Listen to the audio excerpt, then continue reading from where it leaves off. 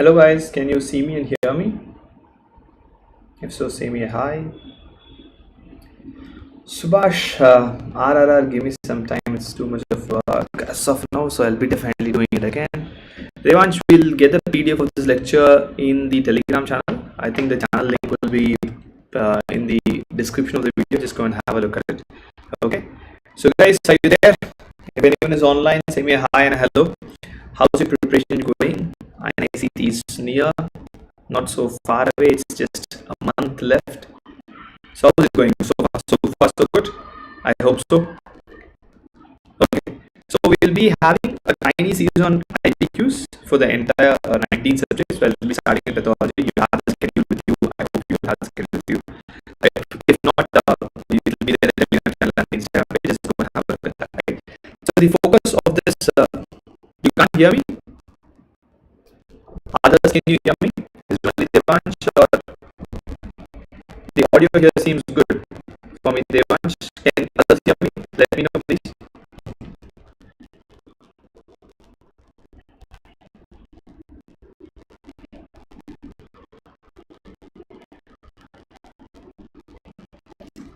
Okay. If you're not audible, let me know. But the sound here looks decent. I'm not sure.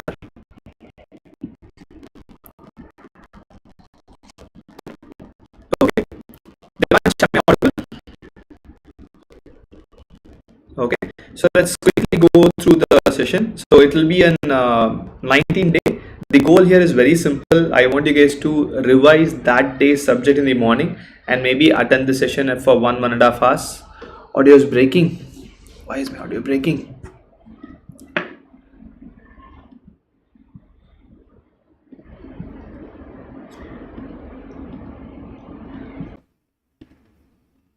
Is it better now, Chiran? Is my audio better? Hopefully it is better. Do let me know. Okay. And I want you guys to attend the session by evening. Just maybe some questions to have an interesting discussion about what it is. Okay. Thank you, Chiran. What the IBQ is about and a way to solve the questions even if you don't know what's happening in the image, because most of the time pathology image looks pink and blue. That's a major concern, right? We don't know what it is at all, right?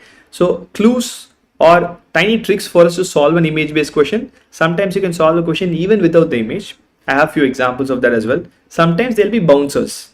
It's better to leave those questions rather than attempting the questions, right? We have a mixture of questions spread throughout general pathology, a little bit of hematology and a little bit of systemic pathology. I want you guys to be more interactive. I'll display a question and I want you to tell the right answer. Then we'll discuss a little bit about the question and maybe a little bit more images, something related to that question. We also have a look at it, right? So it's kind of a revision for you guys. Hopefully it's seen. Let's go to it. Jayalakshmi, I wanted to finish it as early as possible as well. I'll try to complete maybe 1.5 to 2 hours. I'll try to complete it as soon as possible. Fine. Okay. Which of the following inflammatory cells is seen in the below image? You guys comment on the answer. I'll keep quiet for some time and then I'll give you clues for you to comment more.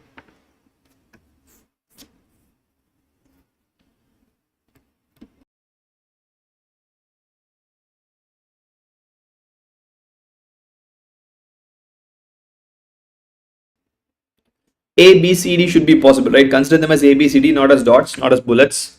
So, come on, I thought this is a pretty simple one.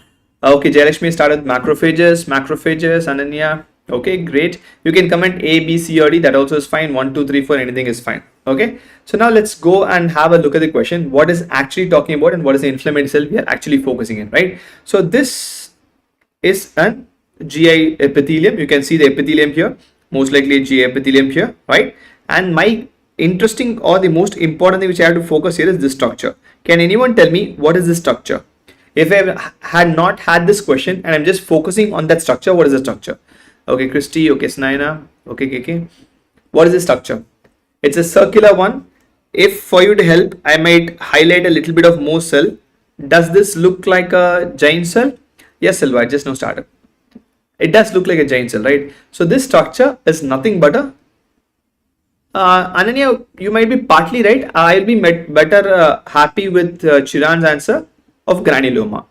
Necrosis is there, a little bit of it, necrosis here, a little bit of them there, but my main focus is going to be granuloma, right? If you have to rephrase this question, which of the following inflammatory cells is very important for a granuloma formation, or which of the following inflammatory cell I'll be seeing in case of a granuloma formation, right? Granuloma is chronic inflammation. Whoever answered neutrophil, you might not see granuloma in a neutrophil. There are few instances I might see granuloma in a neutrophil also. We'll look at them very soon. Fibroblast is seen whenever there is a scar formation or anything related to scar formation. So fibroblast is also unlikely to be the right answer. Eosinophil, again, I will not see granuloma in every eosinophil, though eosinophil can be a component of granuloma, but here it's not the answer. The answer is going to be macrophages, or if macrophage is not there in the option, I would also be happy if the option had epithelioid cells or epithelioid macrophages, because both epithelioid cells and epithelioid macrophages are nothing but the one which is going to help in the formation of granuloma, right? Okay, just quick revision of granulomas, because granuloma is an important topic. You might have either an image based question or an interleukin factual question or a scenario based question, right? We divide granulomas into necrotizing, non-necrotizing. Few common mistakes which you might do. Tell me, what will you first think when you have a question with a non-necrotizing granuloma? What will be the first diagnosis you'll think of? Quick answers, we'll move to the next one soon. Anytime you see any granuloma, necrotizing, non-necrotizing, please look for tuberculosis. Perfect. Only TB. You should think about sarcoidosis if there is an elevated ACE enzyme, if AFB is negative, if tuberculosis has been ruled out. Otherwise, you don't think of a sarcoidosis. Please remember them. Sarcoid is not the first thing to diagnose. TB is the first thing to diagnose, right? Always remember, I've repeated this multiple times. Sarcoidosis is a diagnosis of exclusion. I'll have to exclude TB. I'll have to exclude other causes and then only think of sarcoidosis. Do remember that, right? So granulomas do have giant cells. We divide them into necrotizing, non-necrotizing granuloma. Most of the necrotizing granulomas are infections, your TB, pure neuritic leprosy, and fungal infections, right? Okay, now let's go to a few images. I want you to comment on what you're looking at. What giant cell is this? Can anyone tell me what giant cell is this? One by one, let's go to it. This is simple giant cell, right? This should take care of most of the questions which comes in giant cells or in a granuloma. That's your classical Langhans type of giant cells, right? Langhans type of giant cells. Langhans type of giant cells is found in TB. It has the horseshoe-shaped appearance or the U-shaped appearance of the nuclei, right? That's a classical Langhans type of giant cell seen in tuberculosis. When you see a giant cell like this, when you have the nucleus arranged in the form of a circle or a wreath-like arrangement, what they keep it in the people when they pass away, right? Wreath-like arrangement or a circular arrangement of nucleus. What this is called? Where do you see them? It starts with T. We call them a perfect two-tone variant of giant cell, and we see them in xanthomas and xanthelasmas. Xanthomas, if it's a clinical scenario, elderly person or a middle-aged person, hyperlipidemic, having a yellowish lesion close to the skin, xanthoma, xanthelasma. And the clue here, if you zoom this up, you can actually see tiny white spaces reminiscent of fat. Fat will be seen in xanthoma, xanthelasma. The same thing is seen in the giant cell as well, right? So that's how we pick this up. Circular arrangement, two-tone type of giant cell and xanthomas, right? This, I'll give you a clue. This is seen in an infection. An infection which is not very common. An infection which is being prevented by vaccines. An infection which can cause pneumonia. And the infection also has, if you zoom this, intranuclear inclusions here. You can see that there are tiny pink dots, as well as intracytoplasmic inclusions, tiny pink dots. Perfect. Warthin-Finkelday giant cell and measles, right? Please do remember, because of many people are not undergoing vaccination, measles pneumonia is coming back in few Western population, right? This might be seen particularly measles pneumonia. You might not see this giant cell in Koplik spots or anything of the sort. Measles pneumonia, and this is Warthin-Finkelday type of giant cell. And Warthin-Finkelday giant cell has both intranuclear, IN for intranuclear, intracytoplasmic, eosinophilic inclusion. That's important, right? If same way, this also is intranuclear, intracytoplasmic, the one that which you see on the top, right? So marked it. What is this? That's a spotter. That is your cytomegalovirus, or a classical outside appearance. It might not be exactly outside like this always. but here also I'll have intranuclear, intracytoplasmic, but they'll be basophilic inclusion, right? Okay, you'll have basophilic inclusion, intranuclear, intracytoplasmic. If it's pink or eosinophilic, intranuclear, intracytoplasmic, measles, Warthin, Finkelday, and this is your CMV, right? Since we are an outside, can anyone tell me what this is? This is a very easy spotter. This also is an outside, but the nucleoli here is pink in color. Pink nucleoli outside, not related to inflammatory conditions, related to one of the lymphomas. Perfect. That's a classical RS cell. RS cell is also binucleate. RS cell is also outside, and RS cell will have eosinophilic nucleoli, right? Okay, so these are different permutation combination of the pink and the blue, where you can get confused. But remember, this will present with lymphadenopathy. CMV might present with your hepatitis or a chorioretinitis or anything which the organ affects, right? And last but not the least, this is seen in pap smear, or I can see them in an oral cavity scrape smear called as Sank smear. Okay, you can see them in Sank smear. You will read them in dermatology. Multinucleation, where you have 3M, molding, margination, and multinucleation. What disease is this?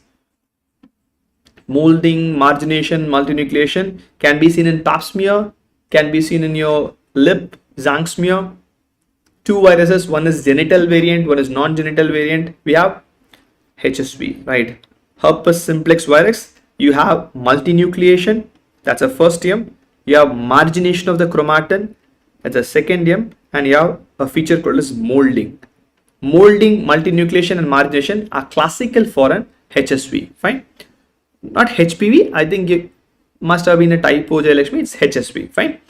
HPV is different. HPV will have a coilocytic change. We'll see them later when we go to genital part, fine. Okay, perfect. Few more images with respect to granulomas.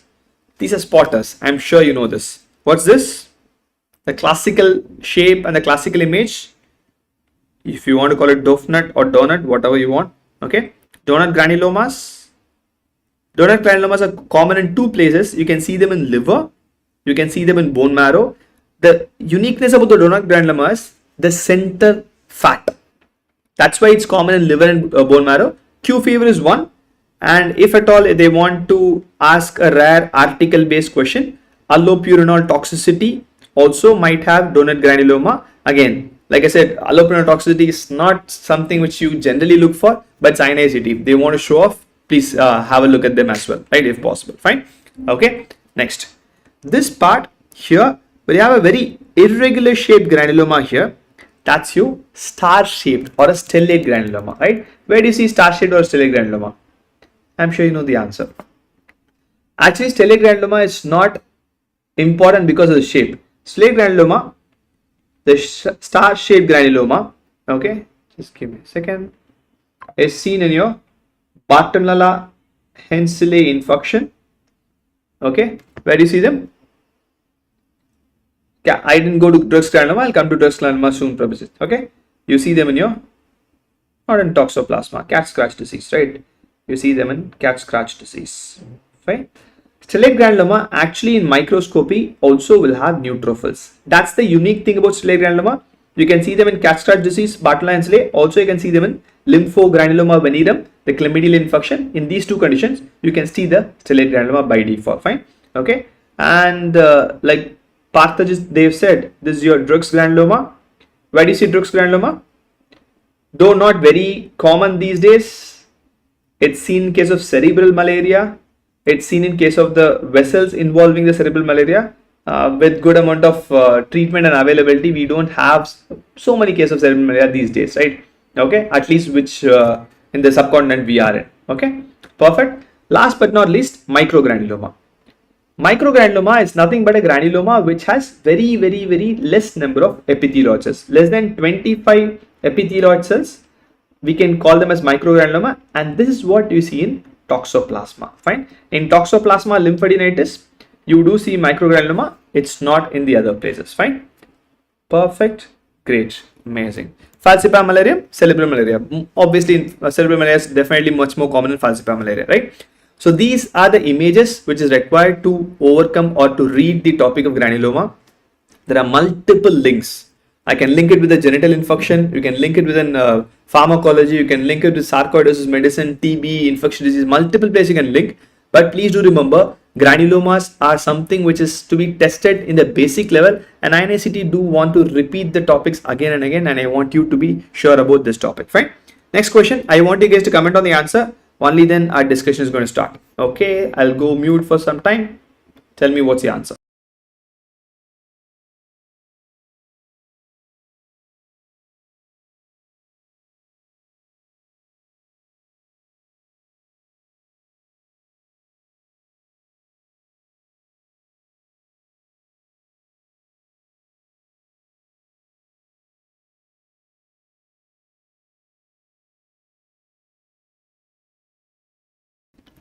Okay, answers. Caseous necrosis, coagulative necrosis. This is a tricky question. I just want to make sure that you guys get the right answer. That's the whole agenda of giving this question, because I'm 100% sure you must be thorough with the topic of necrosis, right? Okay, coagulative again, Nishita. Let's read the question. Let's see what will be the right answer. Fine. 59-year-old person, history of alcoholism. Okay, fine. And emergency department, high fever, foul smelling breath. After that, she develops bronchopneumonia and dies of respiratory failure. At autopsy, actually I have the diagnosis here. Lung abscess is discovered. Okay, this is actually not a caseating granuloma or a cavity. This is nothing but the abscess cavity. See, now I have kind of split the question, right? Now you tell me what type of necrosis you will see in abscess cavity. Is it A, B, C or D? Do you guys want to change the answer? In abscess, you will see liquefactive necrosis. Okay, in abscess cavity, abscess is nothing but too much of pus cells or too much of neutrophils, right? When there are too many neutrophils, the mechanism will become enzyme activation, and in enzyme activation, you will see liquefactive necrosis and you don't see coagulative caseous. Knee-jerk response is caseous. You see a lung, by default we say it's TB, and whenever you think of TB, it's caseous, right? Do remember, liquefactive, there are few useless places. Like obviously, CNS infarct is one useless place where you see liquefactive necrosis. Not really useful in real life. You can see them in case of your pancreatitis, in acute pancreatitis in the substance of pancreas, and also you can see them in any abscess cavity or any suppurative infection. That's where your wet gangrene comes into play. Okay. In wet gangrene, in abscess cavity, when I have lots and lots of pus cells, it is liquefactive necrosis, not coagulative necrosis. We know that, right? Obviously, we know that. Okay. I'm going to ask you one more question. Since we are on the topic of necrosis, caseous, we just know saw TB is the predominant forerunner for caseous. Let's say if a patient is going to have acute pancreatitis and the biopsy is from omentum, what type of necrosis you will see? Biopsy from omentum in case of an acute pancreatitis patient. You'll see obviously fat necrosis, right? You will see fat necrosis in case of an omental biopsy or a peripancreatic fat biopsy in acute pancreatitis. But in pancreas, it will be your liquefactive necrosis. Do remember them, right? Coagulative necrosis, we'll never make a mistake. It's every solid organ infarct will have coagulative necrosis, right? Except for brain infarct obviously will have liquefactive necrosis, right? Last question regarding necrosis. Let's then move across. If you're seeing a microscopic finding of any necrosis, any slide of necrosis, what will be the color? Pink, blue or both? What will you see in case of the microscopy of any necrosis? It will be pinkish in color, right? Perfect. Okay, let's go to the next question. Again, a simple one. With this, we'll be also looking at many other images with respect to stain. Simple one. I just want you to comment what's the right answer.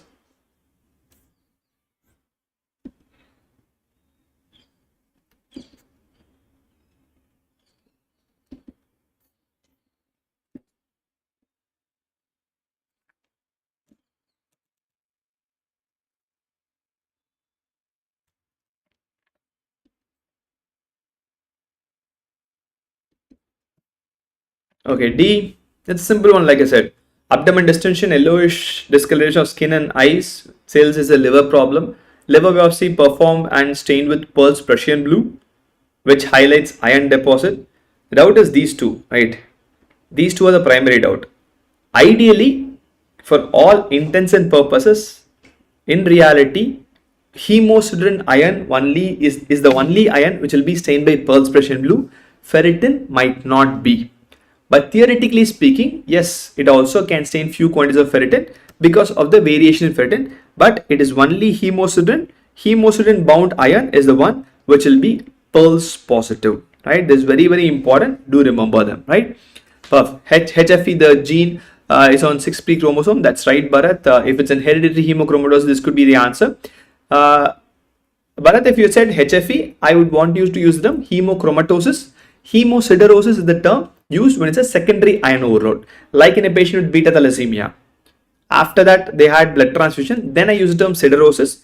Generally, hemochromatosis is a term when I talk about a congenital disorder, be it a juvenile or an adult. Hemosiderosis is a term used for an acquired disorder, like in case of an hemolytic anemia or whatever we call for. Fine, perfect. But undoubtedly it's Pearl stain, right? So we have lots of stains in pathology. Let's have a quick look at every stain, and if possible, you guys tell me at least one place where it can be used. That's all.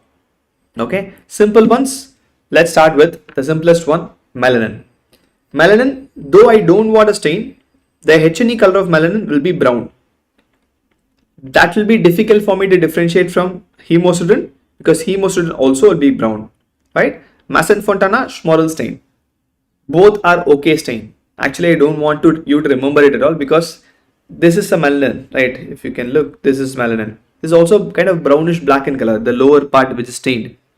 Right? There's a skin biopsy where the lower part is being stained. That also looks brownish black in color only, right? So it does not make a big difference. But yes, I can use them in knee white. I can use them in melanoma for understanding. Okay. Next, just now we had an example. Hemosiderin, perspiration blue stain. This is a Pearls biopsy. I'll give you a different scenario. Let's see if you're able to identify that. Okay. 45-year-old person having respiratory difficulty, diagnosed to be interstitial lung disease. Biopsy done. Biopsy shows elongated fibers which are Pearls positive. Any one diagnosis. The goal of stain is to come to a correct answer in a scenario based question. In case of lung plus fibers which are Pearls positive, I want to think of asbestosis. I am sure you must have perfect wrist. You must have read about spherogenous bodies. Fine.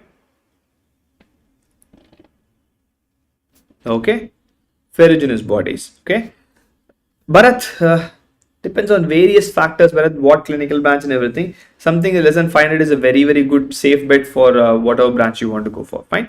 Okay, next let's go for lipid stain. Lipid stain, normally in light microscopy, lipid will be clear. Never ever forget that. Oil rido, Sudan black, both are lipid stains. You have red color oil rido, you have black color Sudan black. There is one common repeat question which comes: what is the fixative for oil rido or Sudan black? What fixative will we use to demonstrate lipid stain? Right?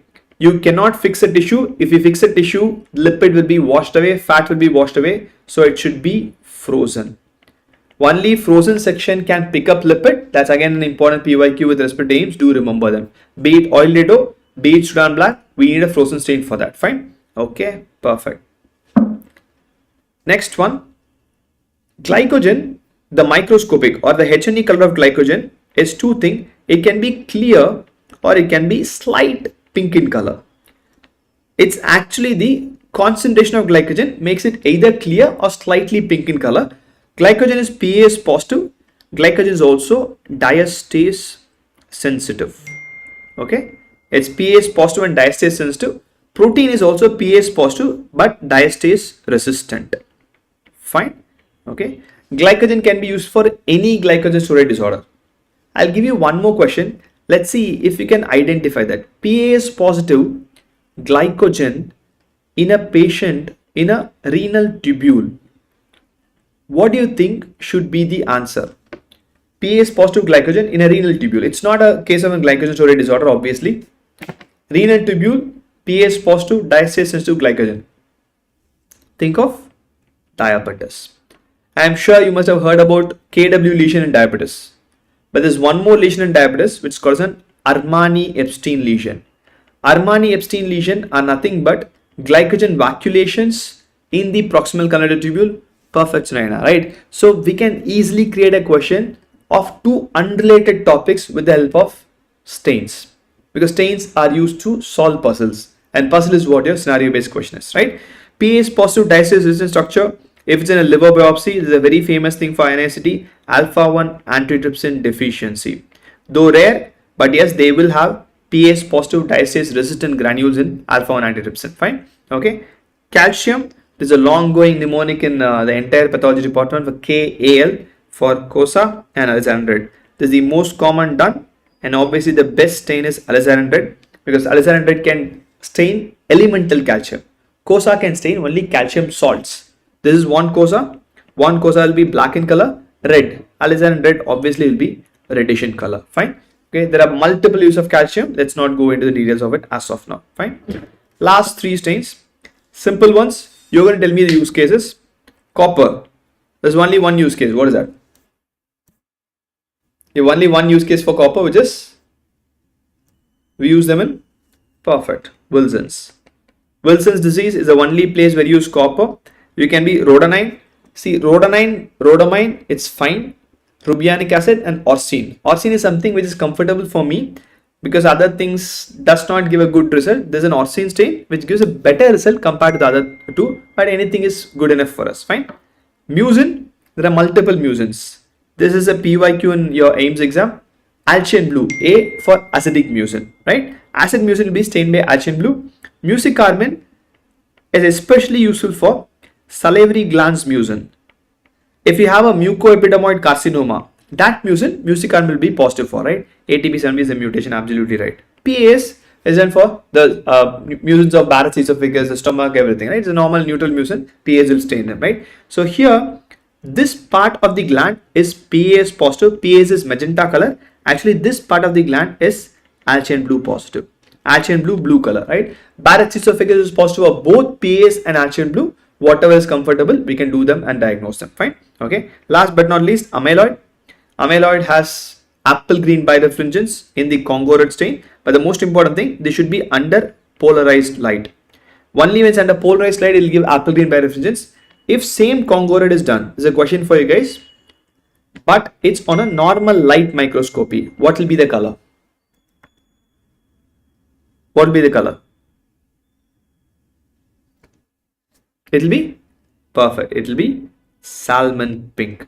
It will be salmon pink in case of a normal light microscopy. Only when we go for an polarized light, it will have an apple green birefringence, right? So this will help you to revise all the important stains for you before the exam, right? Just have a save this PDF later on. I'll ask them to share in the Telegram group. Just quickly go through. If it's difficult for you to remember a few facts and theory, just a day before the exam. Diagnosis. What's the pedigree? What's the pedigree?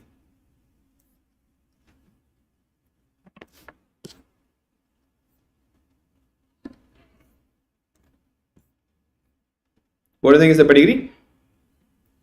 A, B, C, or D? Anything?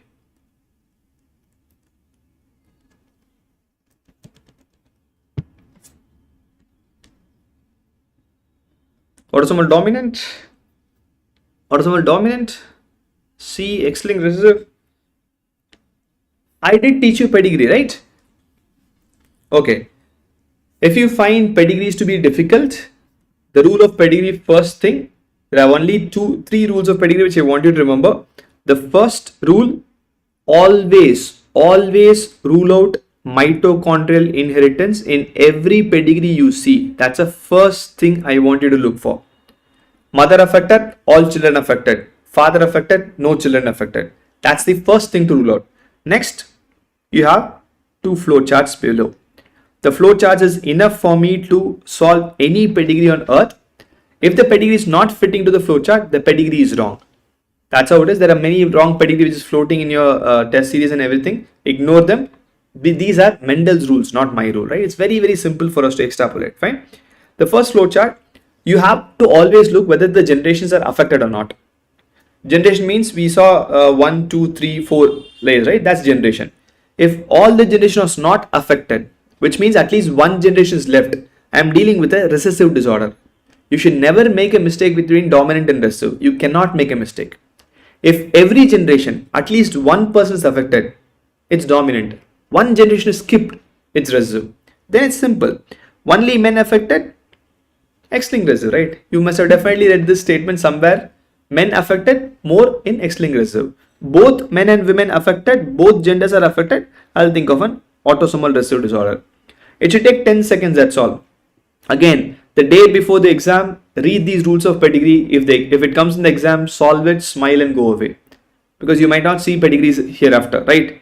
Okay, next. If all the generations are affected, so what do? Then I'll think of a dominant disorder. Only then I'll think of a dominant disorder, which means there's no skipping of generation. Then I ask a question, is dad to son having a transmission? Let's assume I'm having a dominant disorder. Dominant means one allele mutation will cause a disease, right? If let's say I'm having an X-linked dominant disorder, my X chromosome is mutated. Will I give it to my son? Never. Because for me to form a son, I'll give Y chromosome. Only then the fetus will become a male child, right? So if there is no dad to son transmission, I think of an X-linked dominant disorder. If there is a dad to son transmission, if the father is giving to the son, it has to be autosomal dominant. There's no confusion about it, right? Then I ask the second question. If this dad is affected, all the daughters are affected. If the answer to this is yes, I go for an X-linked dominant. If the answer to this is no, we go back for autosomal dominant disorder, right? This flowchart has to be read. Now let's look at the pedigree, what came in our question, right? Flowcharts are it's very, very simple way to solve them, right? I'm going to ask you leading questions. I want you to answer what it is. All generation affected or not? Yes, no. Yes or no? No. Right? The first generation is not affected. So I'm dealing with a recessive disorder. I'm not dealing with a dominant disorder at all, right? So if it's a recessive disorder, I have only one question left. Only male affected or both men and women affected? Male, female, both are affected. Next question, both the genders are affected. If both the genders are affected, my answer is simple. It's an autosomal recessive disorder, right? It's very, very simple. Pedigrees alone, don't get confused.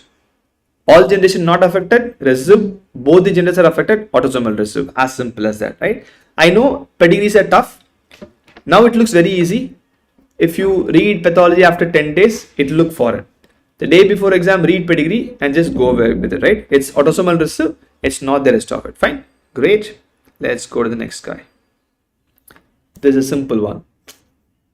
They just feel good questions just to make sure that okay, questions like this also will come in an exam. They do come in an exam. What's the answer? Young child with a history of skin rash presented to the OPD. The image of the rash is below. The intern thinks it's a common etiology as with the lesion. Which of the antibody will be positive in this patient? You cannot take so long time for this question. It's classical. At least we'll suspect of an SLE, right? What do you guys think? If you suspect an SLE, obviously I'll think of anti-Smith antibody, right? Is my comment section working? Because I don't expect you to not answer this question. Just give me a second.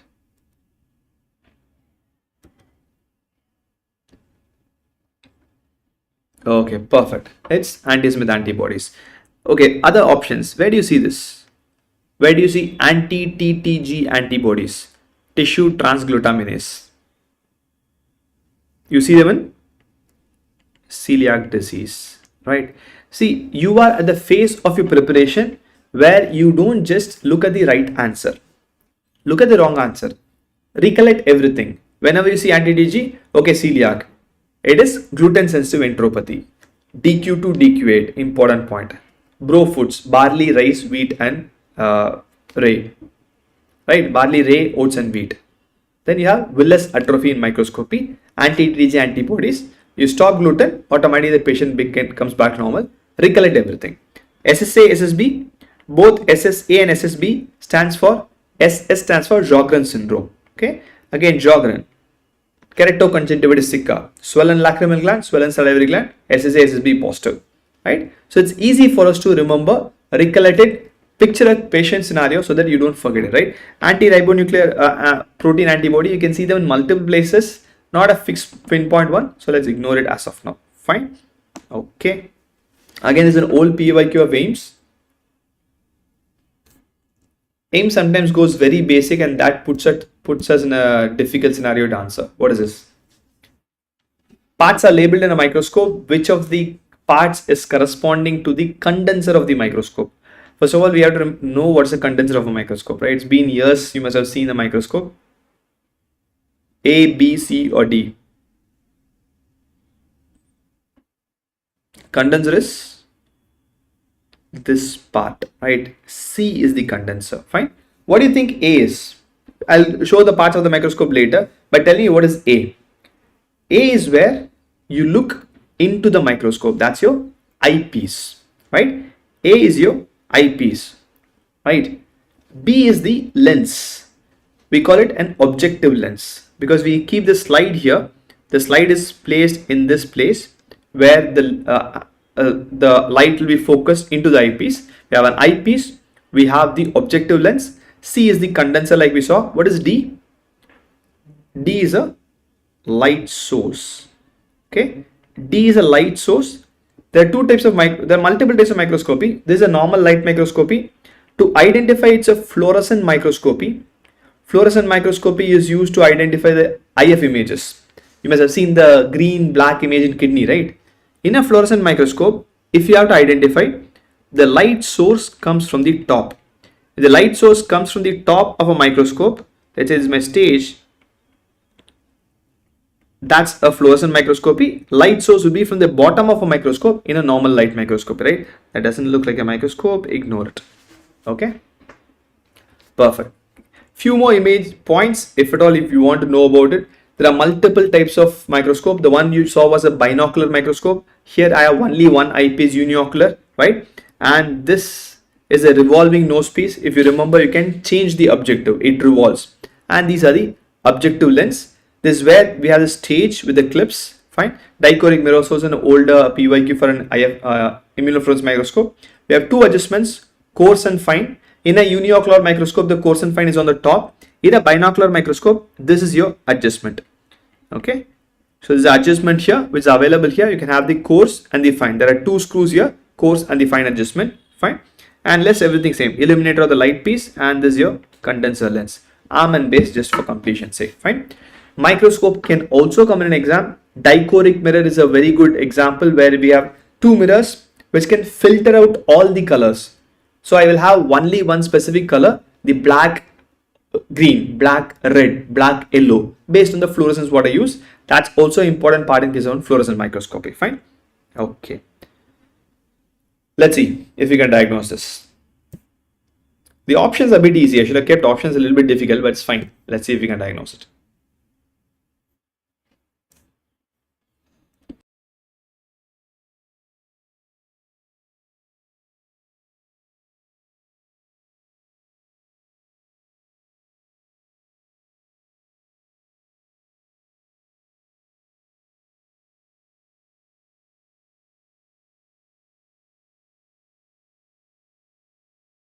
Maddie has gone with D. Anyone else? What do you think will be the answer?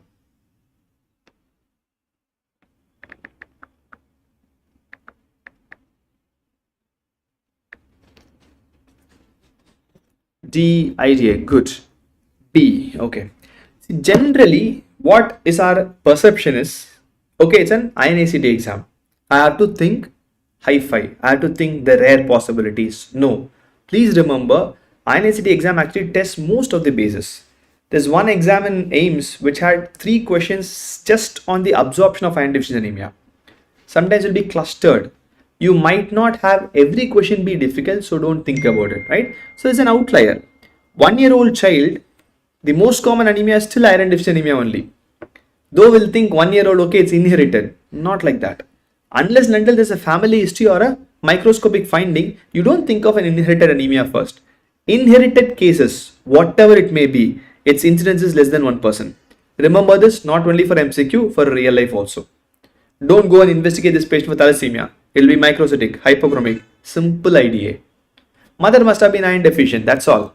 So obviously the milk will not have enough adequate iron. Kid also becomes iron deficient. As simple as that, right? It's not anemia of chronic disease, not aplastic. I think someone answered aplastic. The reason might be you're not seeing much of WBCs. It's a field, I don't see WBC, that's all. I cannot call it aplastic only with the help of this finding, especially when you have perfect pale cells and smaller cells. Aplastic will not be smaller RBCs. There'll be a little bit on the bigger side RBCs, right? And one more classical finding. Can anyone name this cell? It's a very classical cell seen in case of an IDA. What is the cell? That's a perfect pencil shaped RBCs. That's diagnostic of an IDA. Pencil shaped RBC, obviously answer is going to be iron deficiency anemia, right? Microcytic, hypochromic, elongated, pale RBC, pencil shaped RBC. You have to think of IDA first, unless proven otherwise. This is like TB. Okay, TB for granuloma first, microcytic anemia first, IDA, rest everything later only, right? So we can divide anemia into three basic things based on the MCV. Less than 80 MCV, we call it microcytic. More than 100 MCV, we call it macrocytic. One subtype of macrocytic is megaloblastic. Normocytic is in between, right? Actually here, you must have definitely read about Sitama mnemonic, right? That's wrong. I just want you to remember two things in microcytic anemia. First is IDA. Second is thalassemia. Third, if required, at least for an MCQ, sideroblastic. I will not put anemia of chronic disease under microcytic anemia. They will have microcytes, but they will come under normocytic anemia only. The microcytes will be less in number in anemia of chronic disease, right? Normocytic anemia, anemia of chronic disease, anemia in CKD, and quite a few of the hemolytic anemias will come under normocytic anemia, fine? But these two are classical normocytic.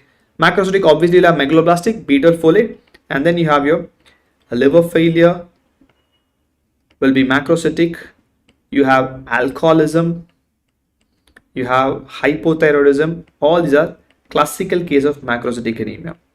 Once there's a NEET PG exam where almost every case has T3 T4 value. Your seniors started cribbing. Why is every case having T3 T4 value? That's the reality. If you've written investigations on during internship, for everything you write T3 T4. Because thyroid hormone involves in every cell's metabolism. If something is wrong, I'll look for this because it's a preventable cross. Easy to take care rather than liver failure.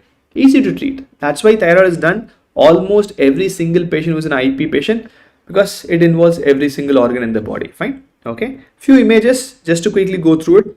I want you to answer. Spotter. What are these? I'll zoom it if you want. What is this? I'll circle these cells.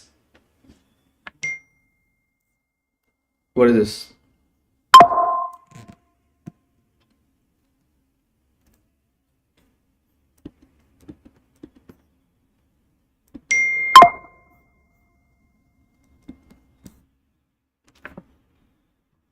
That's your spherocyte. Okay, that's your spherocyte. Perfect, Subhash. Smaller, darker RBC without a central pallor. Very, very important. Like Christy said, no central pallor is the clue here. Smaller RBC, darker RBC, no central pallor, think of a spherocyte, right? Whenever we read about spherocyte, I want you to recollect few things regarding spherocytic anemia. The most common cause of spherocytic anemia is not hereditary spherocytosis, it is autoimmune hemolytic anemia. Again, acquired is any day more common than inherited. Remember it always throughout your life, right? So, which means when you see a case of spherocytic anemia, what's the next step you do to investigate the patient? The next step, again, this is a repeat question. The next step in case of spherocytic anemia, what do? Do you go for investigating hereditary spherocytosis or rule out autoimmune hemolytic anemia? Rule out autoimmune hemolytic anemia. You have to rule out autoimmune hemolytic anemia. For that, we do Coombs test. We do Coombs test to rule this out. If it's negative, then yes, probably it could be something else, right? This is a very, very important repeatedly asked question. Remember, whatever may be the age. Because I think a couple of NEET exam before, there's a question with 5-year-old child with spherocytes. Everyone said that 5-year-old kid, I'll think of inherited. No, I will never think of spherocytosis there. because spherocytosis is a dominant disorder. 5-year-old very, very unlikely to present. But there are various drugs which can cause autoimmune etiology. Penicillin, possible in a 5-year-old, right? Antibiotic, possible in a 5-year-old, right? Always acquired more than inherited throughout life. Remember it forever. Fine? Okay. Spotter, it's a clear-cut case. That's a bite cell. Okay. Bite cell, seen in? Absolutely right. G6PD deficiency, you see bite cell. Okay, helmet, I'll give it to you, Christy. Helmet or bite is mostly based on the history. That's what is important. Helmet also looks like that. Bite also looks like that. Nothing wrong in that, right? You should have a trigger. The classical clue for G6PD deficiency is trigger-induced hemolysis. Once you have a trigger-induced hemolysis, I think of a G6PD deficiency. Could be a fever, could be a drug, especially primaquine, dapsone, or fava beans. Trigger-induced hemolysis, classical G6PD deficiency. G6PD is X-linked recessive inheritance. G6PD has in a special stain, that's your new methylene blue stain. What is the named cell in G6PD deficiency? In a new methylene blue stain, we have these single tiny blue dots. That's your Heinz body, right? Heinz body, the single tiny blue dots are classical findings seen in case of a G6PD deficiency. Fine. Again, all these are important information, spotters and images, which I want you to remember, right? Images talks a lot. Wind up most of the theory with respect to images so that you need not memorize it again and again, right? Spotter. The next case, it's a classical spotter. You will never miss it. It's your sickle cell anemia and a sickle cell, right? Or a drepanocyte, like a boot. Fine. Okay. You know the mutation, you know the entire thing regarding sickle. Remember, sickle cell anemia clinical scenario. Don't forget this. How do you think sickle cell anemia patient will present? Will they present as anemia or something else? Most of the sickle cell anemia presentation will never be as an anemia. They most of the time presents as pain crisis, unexplained abdominal pain, your dactylitis, unexplained bone pain. I am not able to explain why there is a pain. Unexplained pain is the presentation of your sickle cell anemia. Subhash, splenomegaly is very unlikely in sickle cell. Initial parts, yes, but later part you might have autosplenectomy. Do remember them. They present pain crisis. Anemia will be there. Unexplained abdomen pain, repeated abdomen pain. Think of it, finger pain or your knee pain or an non-healing ulcer. Think of your sickle cell anemia. Men, again a very unclassical symptom, but priapism. Okay. Painful penile engorgement is 50% presenting feature in case of men in case of sickle cell anemia. Nothing related to hematology. Do remember, they are due to reversible sickle RBCs which cause agglutination and block the blood vessels, right? Perfect. What is this? What are these guys? What are these guys? There are plenty of them here. What are they? Amazing. They are target cells. The other name as well, also called as, I'm sure you won't miss it, right? It's also called as podocytes. Perfect. Great. Target cell. First possibility, I'll think of a TAL. First, obviously, I'll think of a TAL. Sickle cell anemia also will have target cells. Even severe case of an iron deficiency anemia also will have a target cell, right? These are different permutation combination of a target cell. Do remember them, fine. But first possibility is always thalassemia. I'll ask you a simple question and a simple way to remember them, right? Target cells will be seen in case of both TAL major and TAL minor. Okay, in thalassemia it will be seen both major and minor. But when will you think of a major? When will you think of a minor? If there is no history, I'm talking only with microscopy. No history, nothing there, no age, nothing there. If you see target cells and nucleated RBC, which means it is severe hemolytic anemia, it is major. Okay, you see target cells plus nucleated RBC, TAL major, target cells only, TAL minor. Always nucleated RBC will come in severe hemolytic anemia. It will not be there in normal or a subtle, that's your carrier state of thalassemia. Remember them. Obviously, history will help you. Age of presentation, severity of presentation will help. Only microscope, I'll go with this. Fine. Okay. Simple one. I'm sure you'll jump to the answer.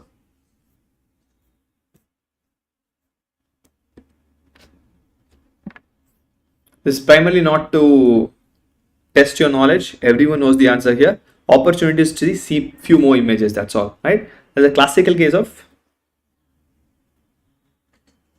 megaloblastic anemia, right? It's not difficult for us to identify. It's a hypersegmented neutrophil. That's definitely more than 5-6 lobes. It's a hypersegmented neutrophil, megaloblastic anemia. Everyone knows about megaloblastic anemia, right? Couple of exams back, they gave an amazing presentation of megaloblastic anemia, but the options had B12 and folate deficiency, because we know it's seen in both. How to differentiate both? So if you have to differentiate B12 versus folate in megaloblastic anemia, right? I'll give you scenarios. You tell me whether it's fit to B12 or to folate. Okay. Patient presenting with anemia and neurological deficit like tingling sensation, weakness of muscle, B12 or folate.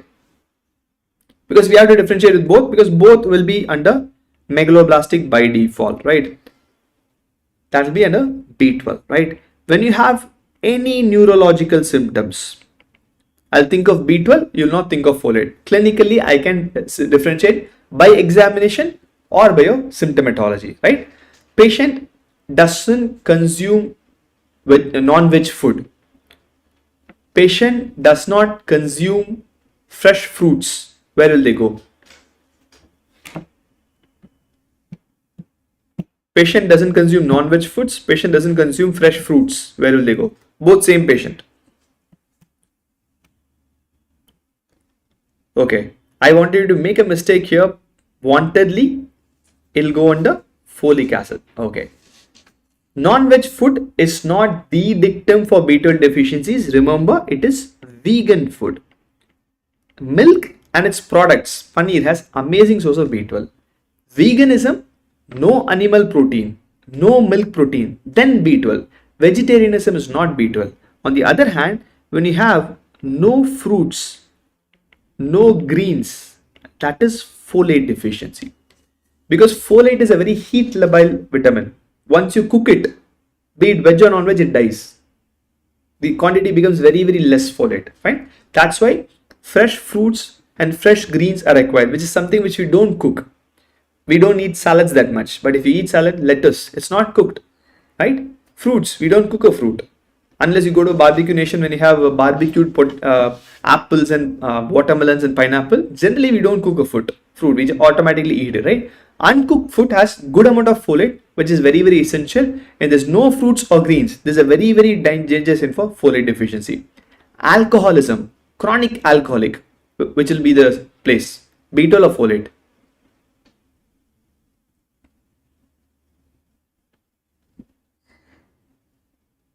Rishabh is vegan? I didn't know that.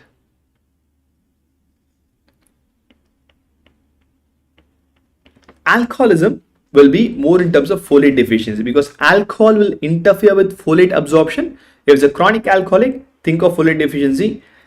Microscopy wise, macrocytosis and hypersegmented neutrophils is common for both B12 and folate. We cannot differentiate based on microscopy. It's either clinical or I have few tests, biochemical tests which you can pick it up. Otherwise, mostly clinical examination will be more than enough for us to differentiate B12 as well as folate. Fine. Okay. Few more images with respect to RBCs. What's the diagnosis? The one which is marked in blue color. What cell is that? Not difficult. Compare it with the guy below. The first cell is more regular blunt projections. When you have regular blunt projections, perfect. That's an echinocyte or a Burr cell, which is seen in CKD, chronic kidney disease, right? Perfect. The second one, you are right. This is irregular projections and blunt projections. This is your acanthocyte or a spur cell. So spur cell here is seen. Obviously, you will jump to A beta lipoproteinemia. Obviously, first one is liver failure, because pretty common compared to your PYQ as A beta lipoproteinemia. Okay. Unfortunately, we are going behind PYQs. Not good, but that's one thing which you have to do in this moment. That's very important for us. The logic is simple. A, beta lipoprotein. No beta lipoprotein. Liver fails. You will not have lipoprotein because everything comes from the liver. Whatever happens when lipoprotein is not there, my cell membrane, phospholipid bilayer, is not perfect. It projects here and there. That's why we have acanthocytes. Fine. Okay. Last one. These guys. That's looking good, right? That's your teardrop cells, or we call it dacrocytes. Where do you see dacrocytes or teardrop cells? It exactly looks like a teardrop. Where do you see them? Dacrocytes is seen in. I want you to remember one thing, which is myelofibrosis. Again, go with logic. You will not forget. It's a fibrosed bone marrow. The cell is squeezing out of it and coming like a teardrop. Right? It has to squeeze out of it, come out as a teardrop. So in case of a myelofibrosis, you see a dacrocyte or a teardrop cells, right? Perfect. I think that would have covered in 2 questions most of the things required in terms of RBC with the help of images. Fine. Okay. Let's see. This is a bit of a difficult question. Let's see if you can diagnose them.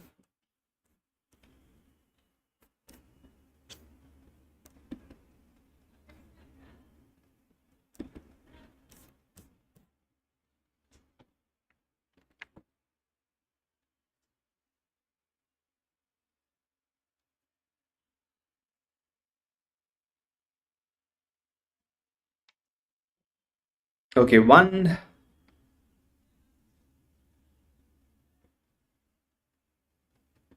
Matthew has gone to A.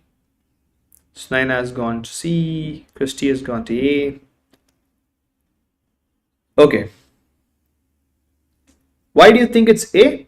Do you suspect CML? Is the reason that you're going for A? If you suspected CML, see, I'm just going with your logic. You must have suspected CML, right? Perfect, Jayalashmi. Perfect, everyone who opted for A. Tell me, just with your facts, I'm not going into the image at all. Tell me how many CMLs you have seen with cytopenia. Will CML any day present with cytopenia, or they'll present with leukocytosis? Tell me a CML where you've done a bone marrow biopsy. This is a difficult image. Whenever a difficult question comes, use simple logical or clue points for any option here, then go back and see whether it's right or not. CML never presents cytopenia. CML, you never do a bone marrow biopsy, right? So if BCR-ABL fusion, the goal is for CML, then it's wrong. This is a bone marrow biopsy. If it's a bone marrow biopsy, maturing cells will be normal.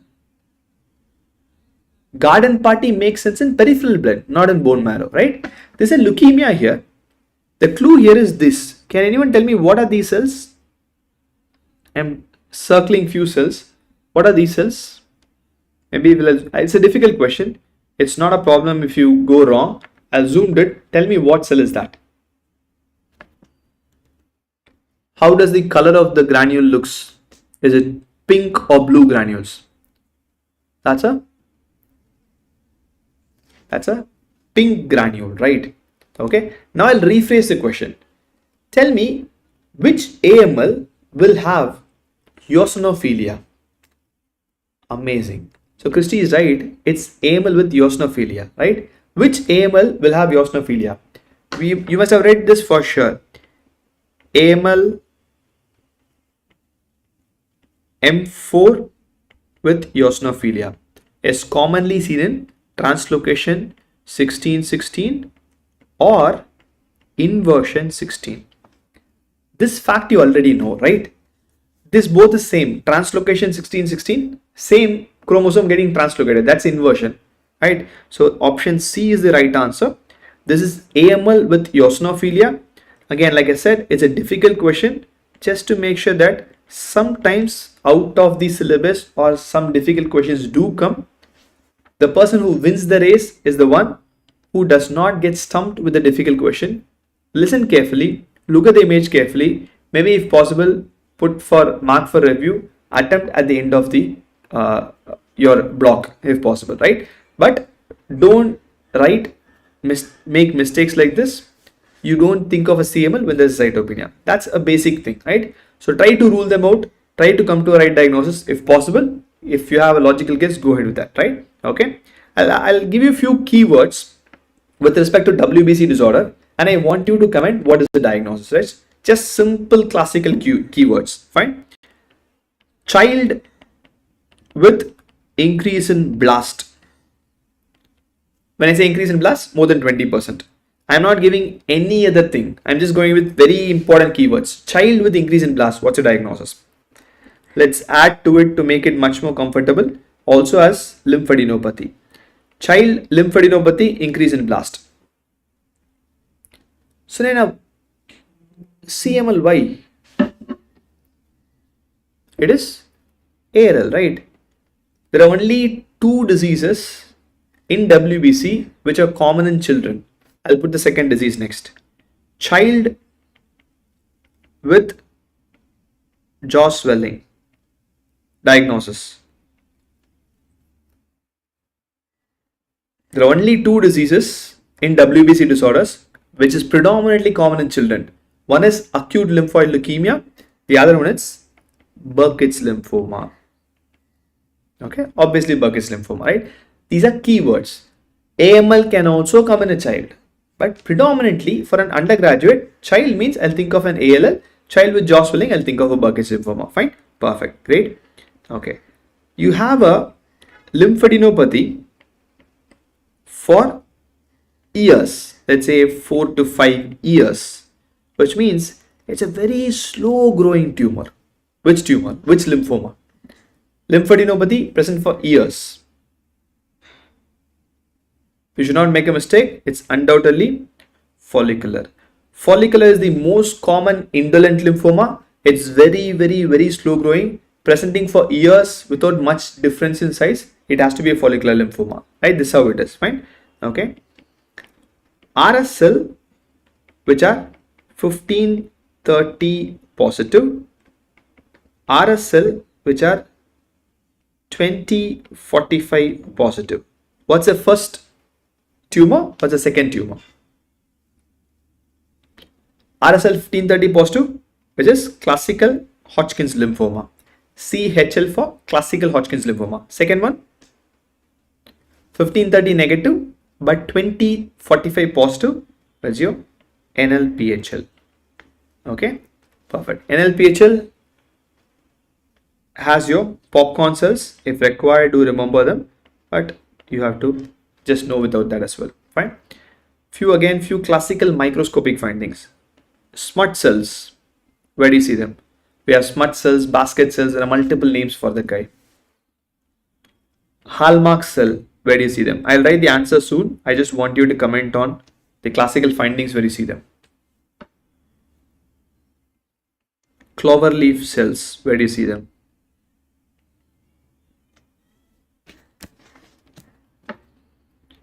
Cerebriform appearance. Where do you see them?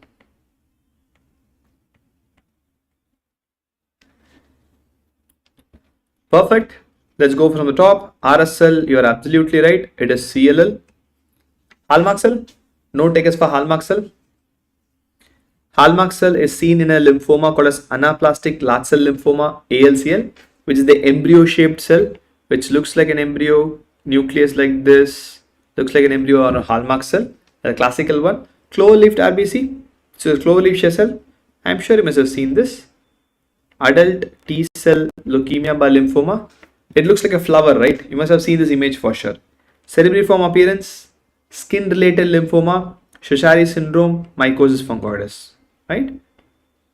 Perfect. Great, amazing. Fine. Cloverleaf is seen in adult T cell leukemia lymphoma. TALL is ALL T cell type. It's ATLL, which is adult T cell leukemia lymphoma, and Shashari cell is a cerebriform appearance by default. Fine. Perfect. Cutaneous T cell lymphoma. Cerebriform appearance is seen in the blood. So I would prefer Shashari syndrome over a mycosis fungoides. Mycosis fungoides in skin. Shashari syndrome will be involving the systemic circulation as well. Fine. If it's not then the option, go with mycosis by default. Okay. Okay. Next question. Let's test a couple of concepts together. might look difficult. Dissect them. Take your time. I'll not open my mouth for next 30 seconds, but I want you to take your time and tell the right answer.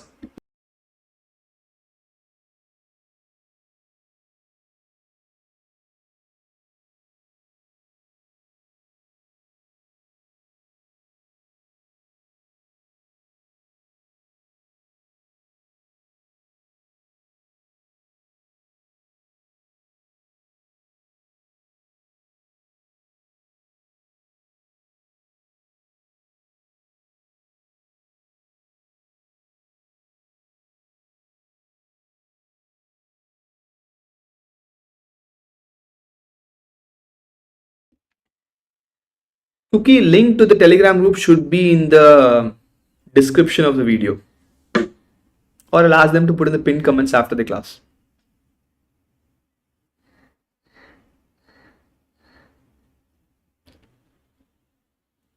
Okay, let's start.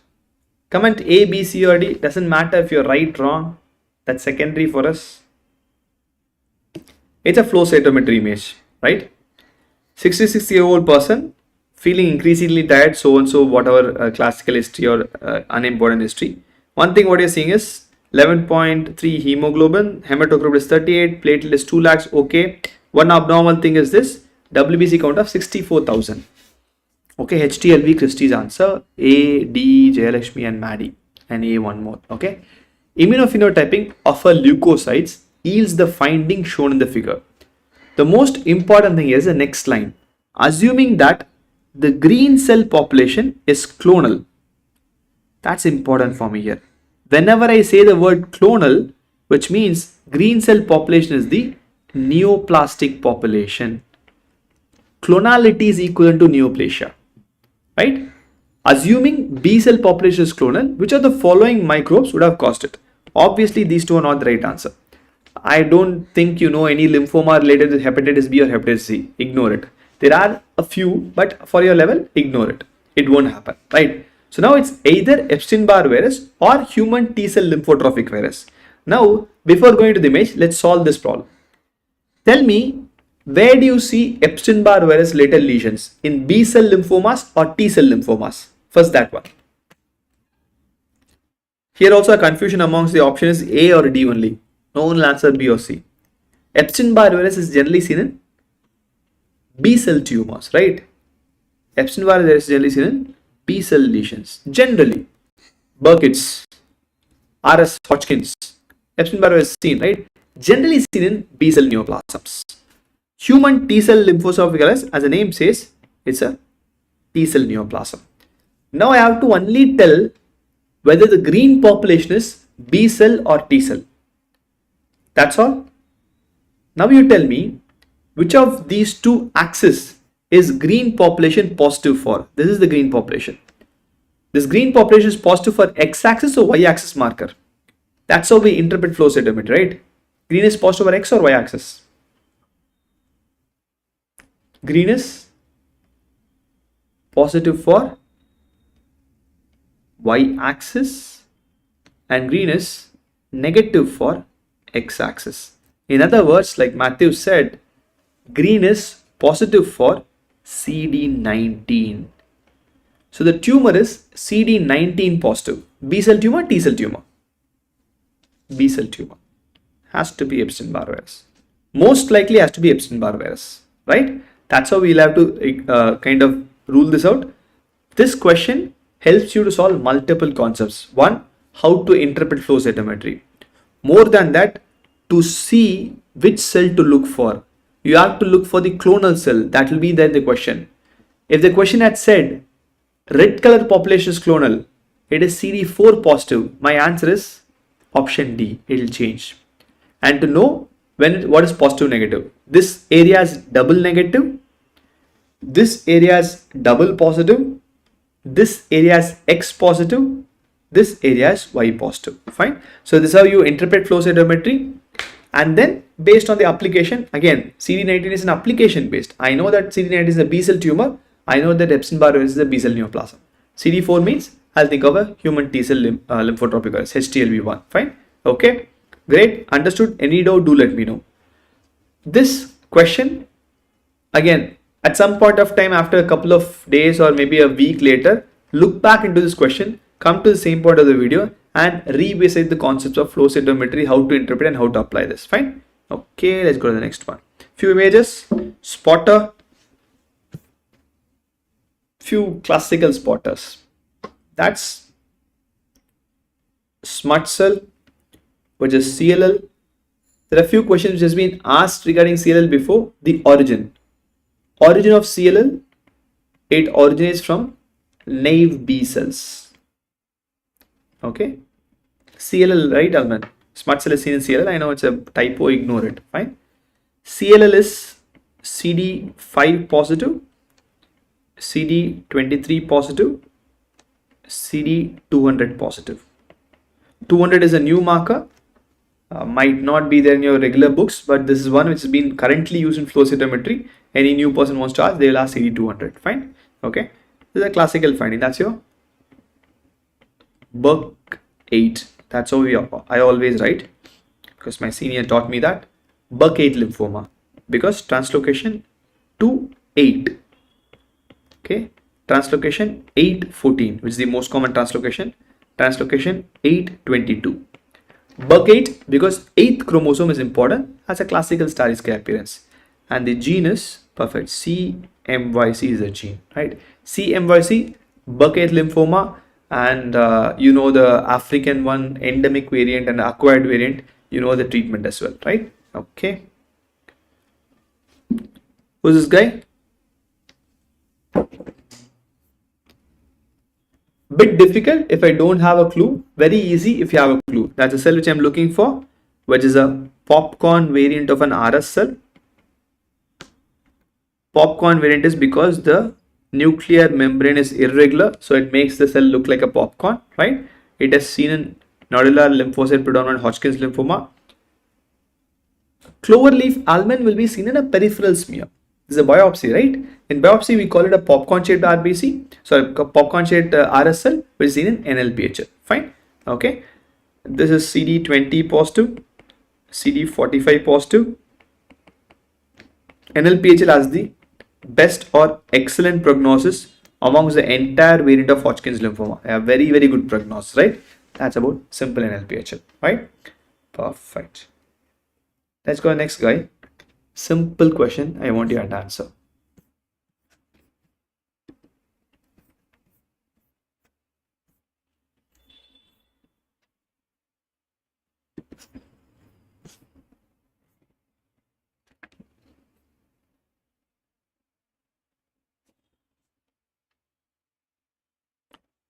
Not difficult, right? Both are classical images. This is Pearls. This is the elongated normal H&E image of ferruginous bodies. So once I know it's ferruginous body, I'm going to jump into asbestos related disease or asbestosis. Fine. Okay. Perfect. Right. What is a disease name when it's due to exposure to cotton fibers? You might have read this in PSM, but still we call it bichinosis. Right. Bichinosis is to cotton fiber.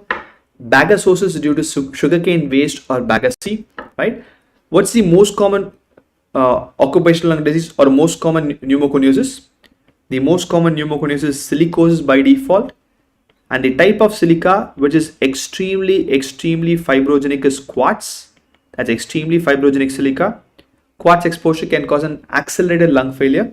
Do remember them as well, fine? Because I've seen quartz in the watches. It's very commonly used, fine? Okay. Few more images with respect to lung pathology. All these three are gross images. Let's go with this one first. What is this? What is this? It's a classical image of a bulla in the lung. That's a bullous emphysema. Bullous emphysema is also called as a paraseptal emphysema.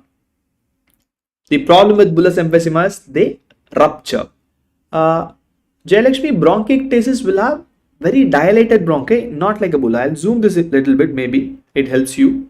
It's a bulla, it's looking like a balloon, right? It's not looking like a bronchi. This is a bronchi, okay? The one which are tiny dots, that's how bronchi will be. Bulla will be very, very thin, right? Paraseptal emphysema. Bullous emphysema, the presentation is very important. They present with tension pneumothorax. How do you pick up tension pneumothorax in a question? In a scenario based question, though it's medicine topic, just few keywords: acute onset and absent breath sounds. Absent breath sounds is diagnostic of tension pneumothorax. And how do you treat it? You treat it with an intercostal drainage tube, right? The initial introductory scene of Good Doctor, right? It's a traumatic pneumothorax there, but ultimately it's a tension pneumothorax here. Fine. Okay. High presence of percussion is also right. Fine. Okay. Now let's look at the other two types of emphysema. AIMS had a question with a gross image of lung parenchyma. I'll tell you the history. I want you to tell me what is the diagnosis here. The patient was a 15-year-old smoker, had difficulty in breathing, and the patient expired. The father also had a difficulty in breathing during his time, or a family history is there. What type of emphysema will this patient have? Centriacinar or panacinar? Family history of breathing difficulty, and the patient has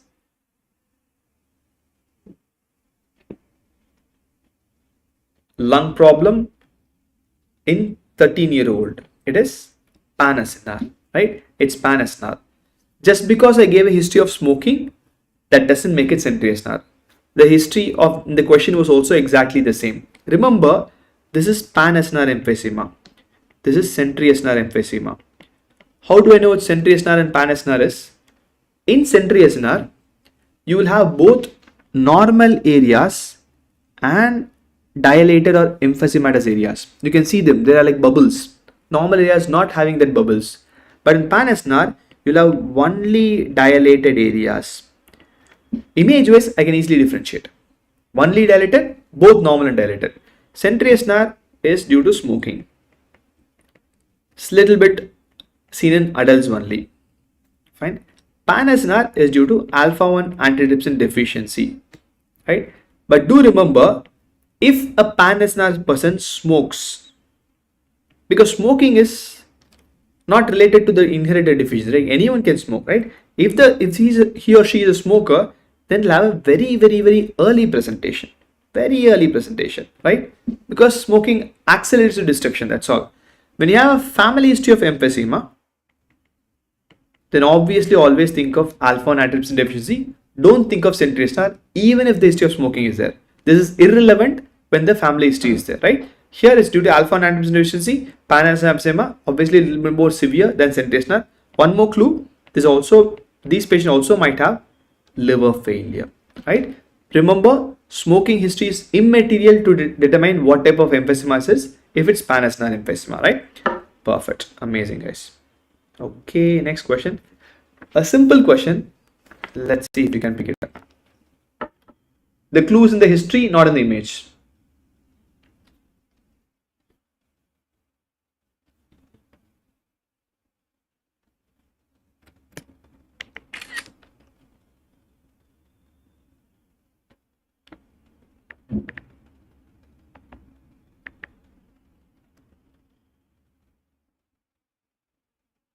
Answer?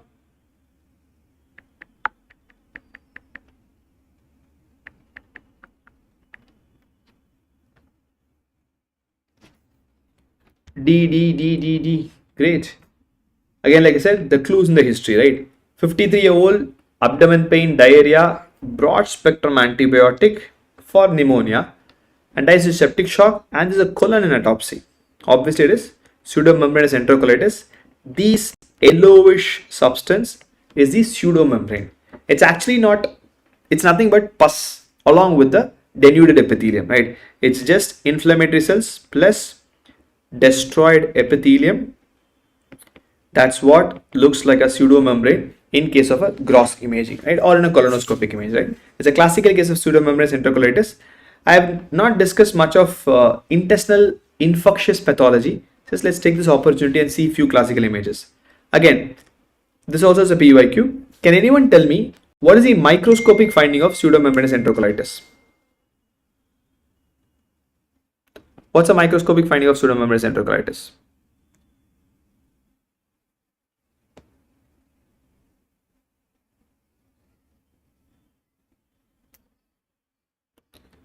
What do you think is the microscopic finding of pseudomembranous enterocolitis? The volcano-shaped lesions, right? Perfect. This is how microscopy of pseudomembranous enterocolitis looks like. The epithelium, the destroyed epithelium with the exudate. There's nothing but an exudate. It looks like a volcano, right? The volcano-shaped lesions are diagnostic of pseudomembranous enterocolitis. If a biopsy is done, remember them, it might be of help. Okay, relating with the toxin, I will leave it to the microbiologist or the medicine person, but this is how it looks in the microscopy. Fine. Again, few more infectious pathology with respect to GIT, ulcers of GIT. We have three different types of ulcers here. Transverse ulcer, where you have ulcer transversely, longitudinal ulcer, and you have a tiny dot, pinpoint ulcer. Okay, where do you see transverse, where do you see longitudinal, where do you see pinpoint ulcers? So colonoscopic or gross finding, all are infection related. I had a senior who taught me this, though I know the longest typhoid, right? Longitudinal. He taught me like a tie looks longitudinal, tie is like typhoid. Okay, though it's a very stupid mnemonic, that's what comes to your mind first, right? Tie is typhoid, absolutely right. Transverse is TB, pinpoint is amoeba. Okay, pinpoint is amoeba. You must be wondering, you must have read something else. What is the other named ulcer you read in amoebic colitis? You must have read definitely amoebic colitis. What's the other name? What's the other name of ulcer you read in amoebic colitis? 100% you must have read that. What's that? Flask-shaped ulcer, right? Flask-shaped ulcer is not a gross finding. It's a microscopic finding. It does look like a flask in microscopy, not in the gross. In the gross, I only see the opening of the flask, right? You are right. Flask-shaped ulcer is also a finding seen in amoebic colitis, but flask-shaped ulcer is a microscopic finding, not a gross finding. That's the only difference here. Fine. Okay. Spotter. The only clue I will tell is it's an specimen of appendix or the patient presents with appendicitis. Okay, button or pinpoint, whatever it is, Sunaina. Appendix, it's entropius vermicularis or the pinworm, right? Vermicularis, vermiform appendix. A way to remember that. It's the projections. The projections or the thick cuticle, these are called as alley, cervical alley of the entropius vermicularis. Very, very classical for entropius vermicularis or pinworm. Right? Diagnostic of appendicitis. Just to relate the microscopy to clinical symptom, what do you think is the symptom of entropius vermicularis? Entropius or pinworm has a very classical symptom. Perianal itching. Right? That's a symptom. Imagine a worm with such a sharp projection is going to move through the anal canal. It will cause itching. It will prick. It will prick the skin. That's why perianal itching is very, very classical of entropius vermicularis because of this cervical alley, right? Perfect. Again, clue. The clue is duodenal biopsy. If you actually draw this organism, the organism looks like this. But you won't see this in histopathology because histopathology is a cut section of it. Histopathology, it will look like this. That's all. You won't see, you might not be lucky enough to see the proper section here. But duodenal biopsy, if it's an infection, that's only one guy, which is Giardia. Perfect. Again, go with the sites, go with the clues. Nothing else required. You don't need to know how to diagnose them. All these are Giardia organisms here, right? Perfect. Falling leaf shape. Amazing. Okay. This, let's see if we can diagnose. I'll give you the clue. It's an intestine biopsy. Okay. This infection will not only affect intestine, you will have diarrhea, you might have arthritis, you might have cardiac defects, you might have eye related issues. Any clue? Perfect, Priyanka. That's Whipple's, right? And in microscopy, you have entire lamina propria filled with macrophages. These macrophages are not simple macrophages. These are macrophages with the organism. That's why these macrophages are PAS positive and diastase resistant. This is a PAS positive image. All those are classical for Triforema Whipple, or you can say Whipple's disease. Okay, perfect. If they are not PAS positive and diastase resistant, I'm just changing the scenario a little bit. Foamy macrophages in the lamina propria, AFB positive diagnosis. That's why I do this stain, because TB also can present like this. Full of foamy macrophages, AFB positive, tuberculosis. PAS positive, diastase resistant, I go for Whipple's disease, right? Perfect, great. Diagnosis.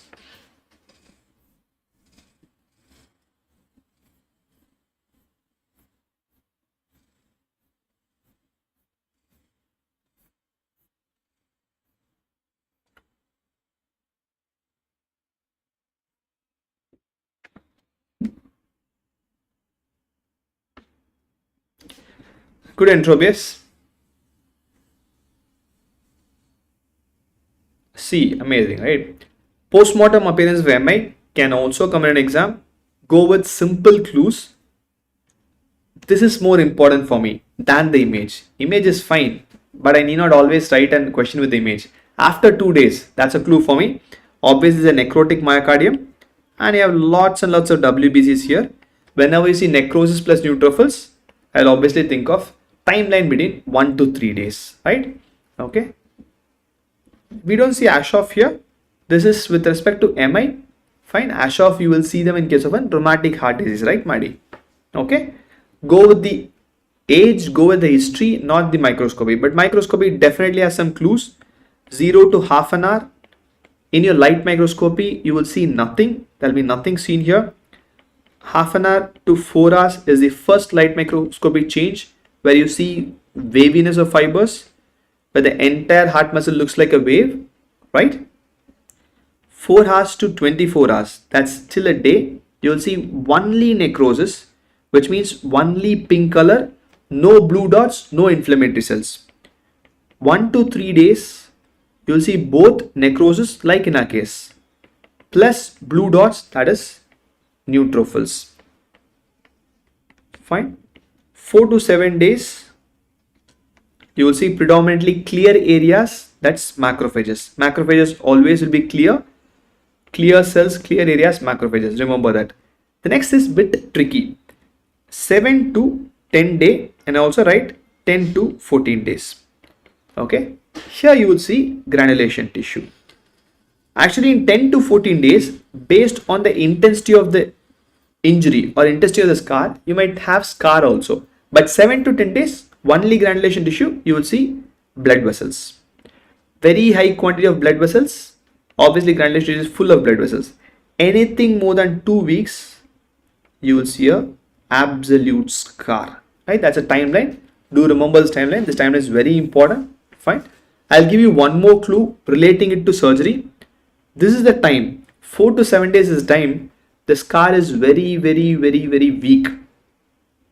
That's a time you can have myocardial rupture. This is not only for MI. 4 to 7 days or 5 to 8 days is when any wound which heals by secondary intention is weak. If you remember surgery, burst abdomen happens during 5 to 8 days, because that's why midline laparotomy scar will be very weak. So it can easily burst or give way during that timeline. Any wound, secondary intention, this is the timeline, it will be weak. Myocardium also, same timeline, it will be weak. Fine. Okay. This is an important topic with respect to be it a NEET or INI-CET. Do remember, because people are a bit egoistic. The truth is, pathology has nothing to do with MI, honestly. But they will still want to have a place. They torture you guys, unfortunately. Diagnosis?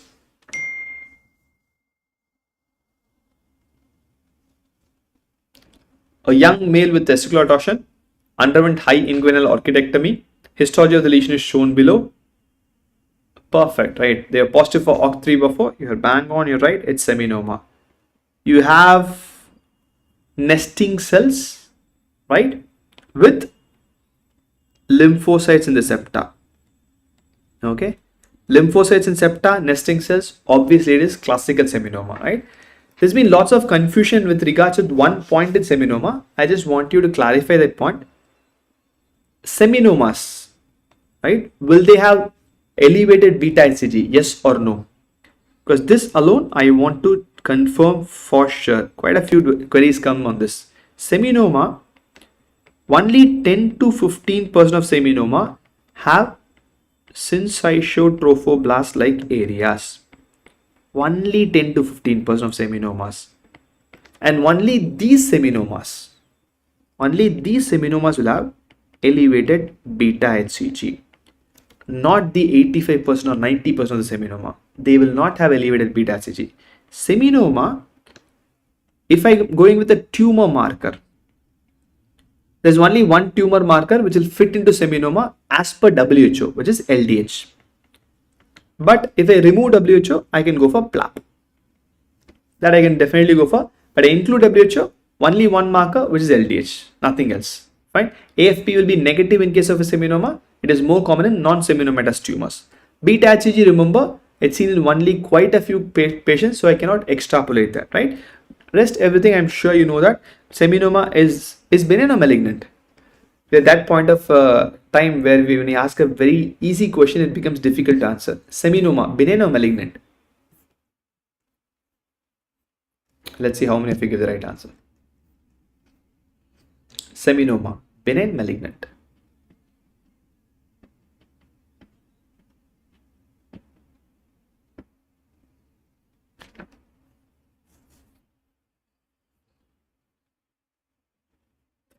Okay, I'll change the question.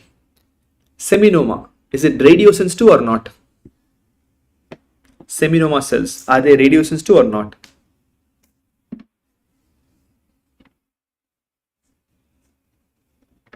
This is an MCQ, right? I'm sure you must have known that. Seminomas are 100% definitely radiosensitive, right?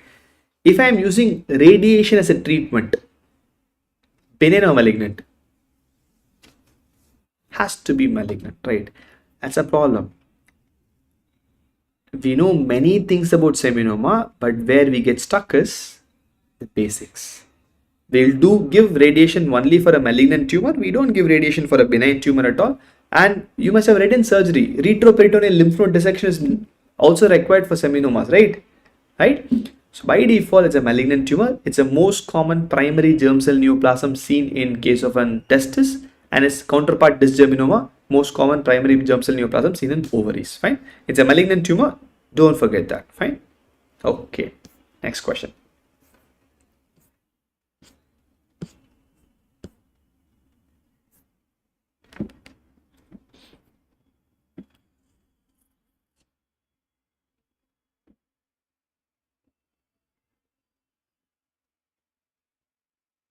Options A, B, C or D.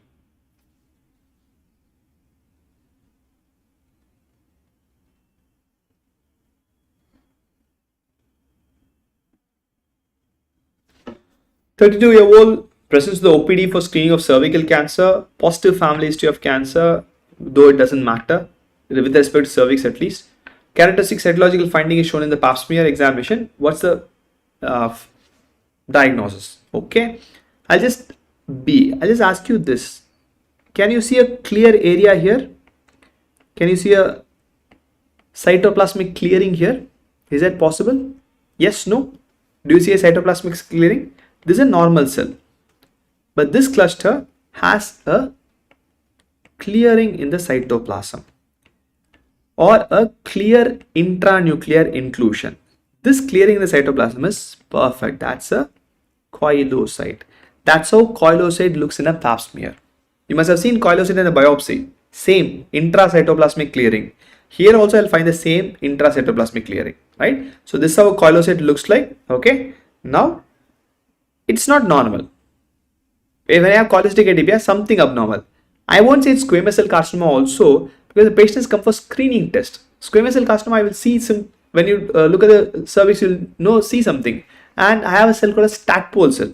Tadpole cells are diagnostic of squamous cell carcinoma in a FNAC, fine? Or in a pap smear. It's not adenocarcinoma. Adenocarcinoma will have glands.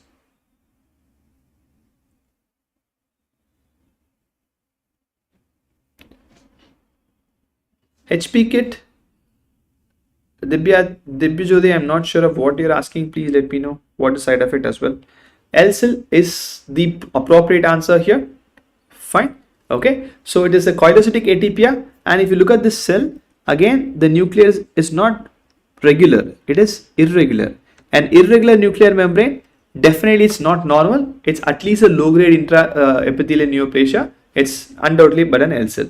They won't ask you how to differentiate L-cell versus H-cell, but you should at least know how to differentiate normal versus abnormal. This is an abnormal thing. It's not the same. Okay, entropy is very good. The recent way of classification of a pap smear as well as biopsy is L-cell and H-cell only. Previously, we are giving L-cell and H-cell only on a pap smear. Later on a biopsy also we given only L-cell and H-cell. It is definitely possible to identify L-cell or H-cell in a pap smear as well as in a biopsy. It's not taught to an undergraduate. That's why I said you should know at least this abnormal. That's enough for me. Coilocyte and big or an irregular nuclei, go for L-cell. That's more than enough. Fine. Okay. Now let's have a quick look about the use case of pap smear. The primary use case of pap smear to identify infections. Very simple thing. I want you to compare the sizes. Once you compare the sizes, it's easy for you to identify rather than saying, okay, this is probably this or probably that. History is always there. You can easily compare the size. I want you to compare the size of a nucleus of a squamous cell in few areas or the entire squamous cell in few area. Okay, it's normal squamous epithelium in the pap smear. Compare the nucleus or compare the entire cell, right? Now let's go to the first case. This is squamous cell. Okay, there's definitely a squamous cell here. This is the organism. If the organism is bigger than the squamous epithelium, bigger than the entire cell, it is actinomyces. I am not going with any other details here. Entire cell is bigger than the entire squamous epithelium, go for actinomyces. History of copper T usage will be there. That's the only way genital actinomyces can enter. That's history or a septic abortion. But microscopy is bigger than the entire squamous epithelium, right? Next, if I have an organism, that's the organism which has an arrow mark, which is similar to nuclear size. Okay, I've marked the nucleus also below, right? If the organism is similar to the size of the nucleus, it is trichomonas.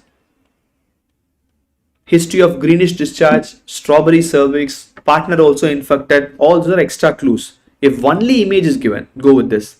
Please don't go with flagella. Can you see a tiny line here? Here.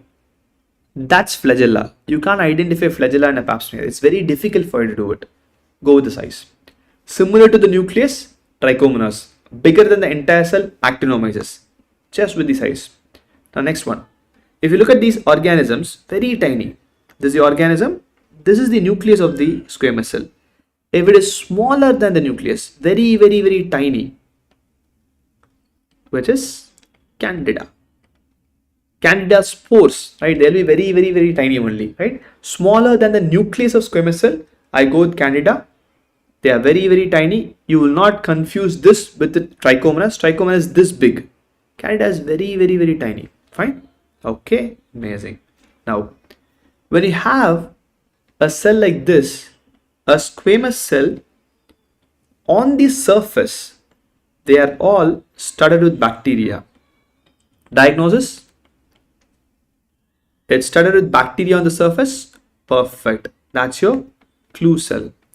Clue cell, again, you'll have history, the fishy order, whiff test. There are multiple history positive, right? That's your clue cell. That's Gardnerella vaginalis infection or bacterial vaginosis. Fine. Classical things, right? Perfect. Okay. But microscopy, entire squamous cell will be started with bacteria. That's your clue cell. Fine. Okay. This already we saw in a Zank smear, but this is how it's going to look in a pap smear. Multinucleated. Margination. Look at this. The corner alone is more darker than the center. That's margination. Right? Multinucleated, margination and molding. 3M. Classical for herpes simplex virus. Multinucleation is more than enough, right? Multinucleation, HSV. But if you want to know margination, if you want to know the molding, it's perfect. But this is classical 3M of herpes simplex virus, right? What is this? This is how a tadpole cell looks. It's elongated cell, very orange in color, extremely orangish in color, elongated cell. Tadpole cells are suspicious of SCC, squamous cell carcinoma, in a microscope.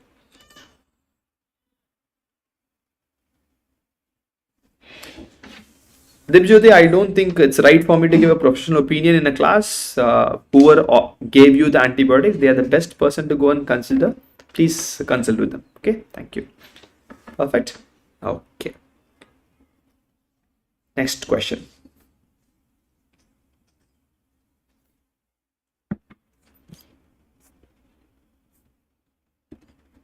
Simple one.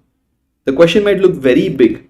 Actually, the question has almost every information required for us in this disease.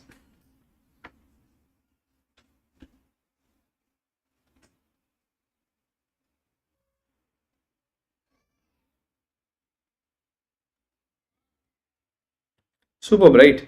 Most of you think that scenario-based questions are very difficult, no?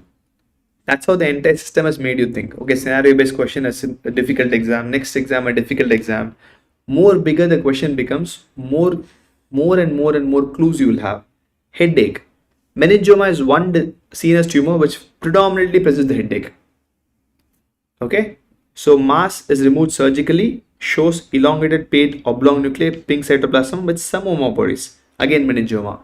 22q. It might be syndromic or sporadic. It might be associated neurofibromatosis. Look at the image.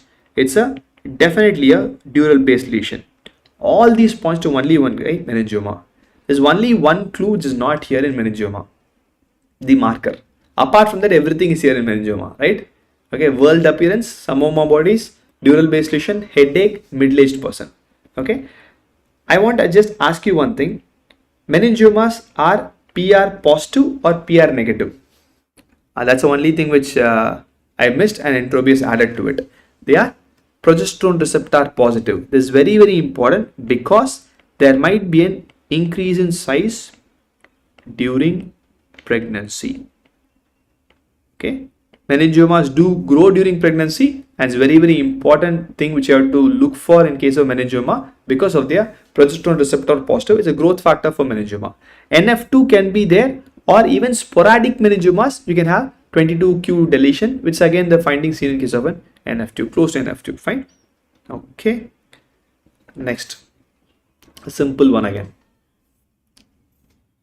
They asked this in the last NEET exam, so let's say they might ask you in this INI-CET as well.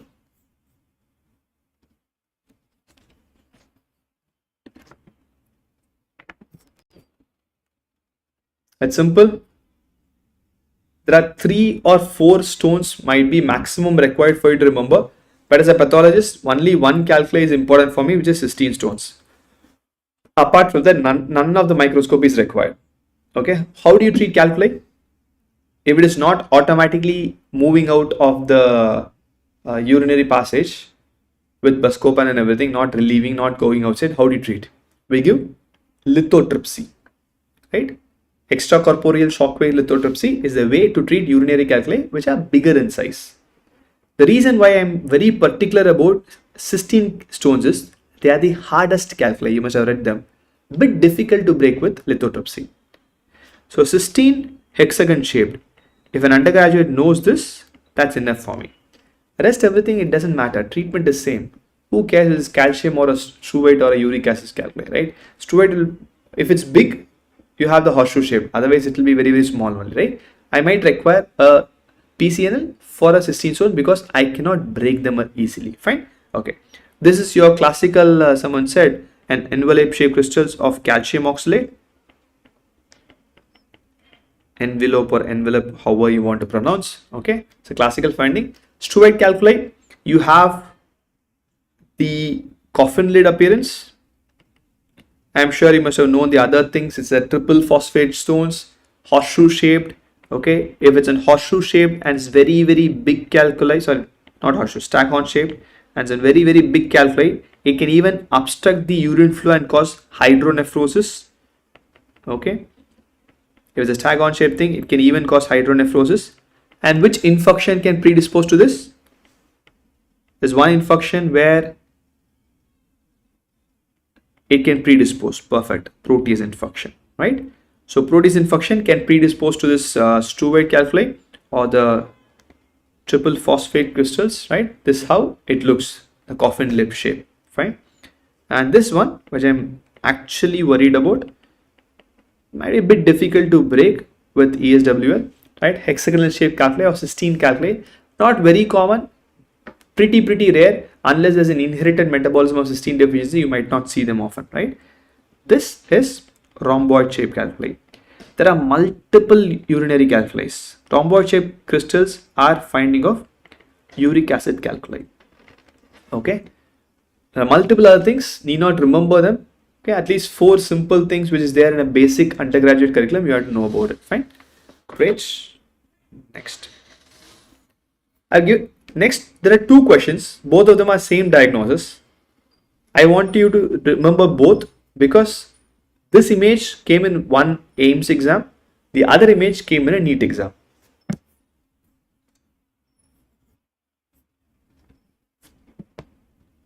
The similar questions. This is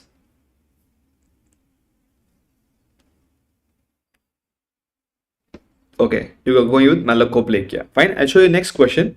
That's a NEET exam question. Remember, malakoplakia can happen anywhere in the body, not just urinary tract. It's common in urinary tract. It can happen in the skin. It can happen in the throat. It can happen in the uterus. Right? Common in the urinary tract. That's all. Fine, perfect. What is the diagnosis? Let's see if you can give the right diagnosis. This is a NEET exam.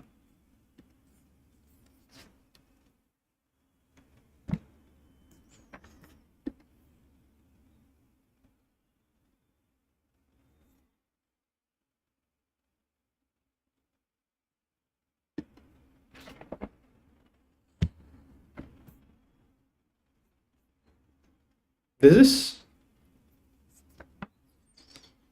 urothelial carcinoma, right? So most of your seniors, when this question came, they wrote as malakoplakia because they all know that malakoplakia is a urinary bladder condition where it is yellowish lesions and everything, right? Please remember, let's go back to the previous question first. Malakoplakia is an infection. It's an E. coli infection. The problem with malakoplakia is here, primarily in malakoplakia, the only problem is the macrophages are dysfunctional. The macrophages are abnormal. The macrophages don't function properly. They are not able to eliminate organisms properly. So recurrent cystitis. That's why I said it's a systemic disease, not just in urinary tract. If macrophages are abnormal in urinary tract, they're going to be abnormal throughout the body. I can have it anywhere. But it's common in urinary tract because of the organism exposure, whatever they have, right? It's a macrophage dysfunction. Because of that, recurrent infections, E. coli and Klebsiella happens. The treatment is antibiotics. I'm not going to remove the entire urinary bladder for a malakoplakia.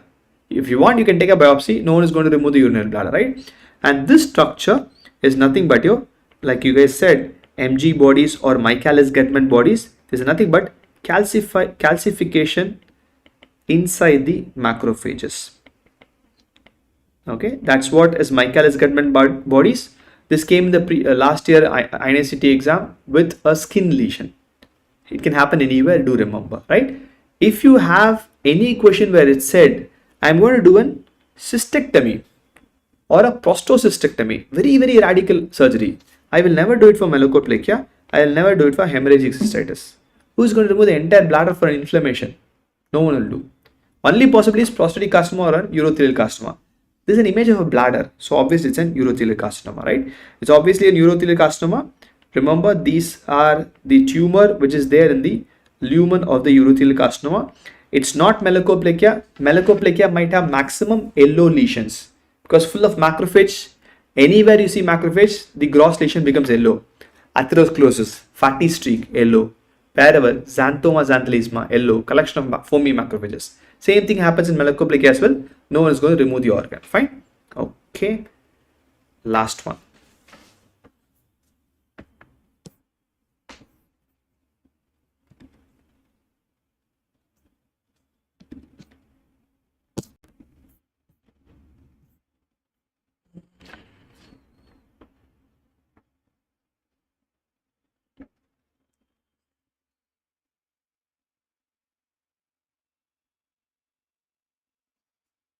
Okay, Priyanka has gone with A. Others? Snaina, B, Maddie, D. Why? Why so different questions? B. Okay.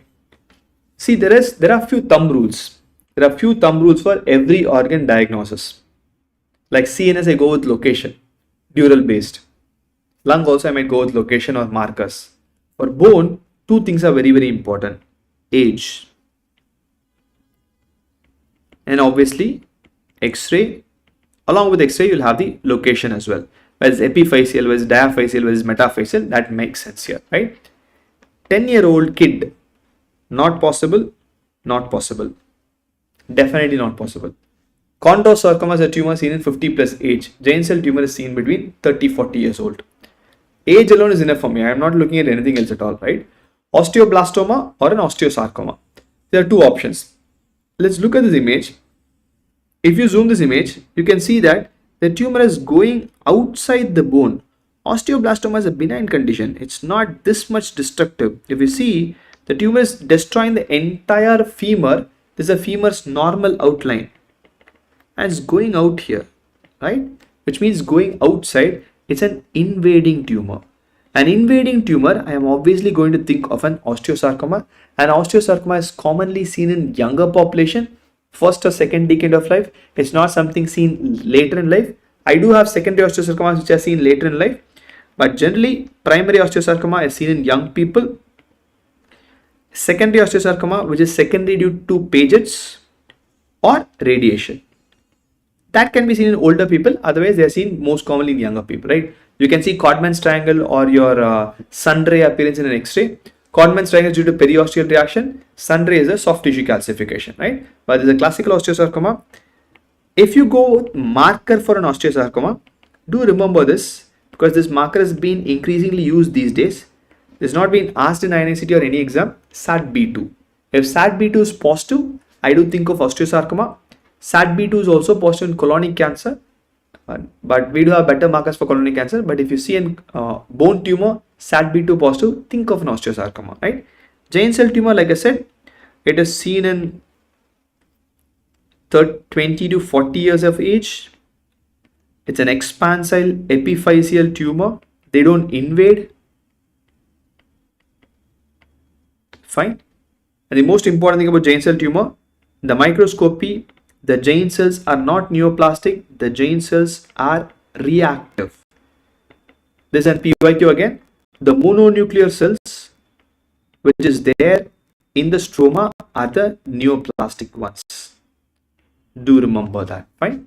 Okay. So a few things which I want you to just quickly remember with respect to your giant cell tumor and other tumors. I think the next class is orthopedics, right? I'm not sure. Just I'll check once. The next class is orthopedics. I'm sure you will read much more about bone tumors there. Yeah, tomorrow is orthopedics, and I think this will be a continuation for you to orthopedics when Dr. Alekia will come and help you with the rest. Osteoclasts are reactive ones, intro is fine. So thank you guys for your time. Try to stick to the schedule till the INICET. I'm sure you'll be able to do well. Please be calm. Collect and compile whatever you have read till now. Don't overread, don't read new, just recollect whatever you know. Patience is very important, and all the very best for everyone. You will achieve success. Fine. Any doubts, do let me know, else we'll call it a day. The Telegram group is there in the pinned comments and also will be there in the comments after it becomes live on YouTube or in the link description, right? You'll have the PDF there. Fine. Thank you guys. See you. Bye-bye.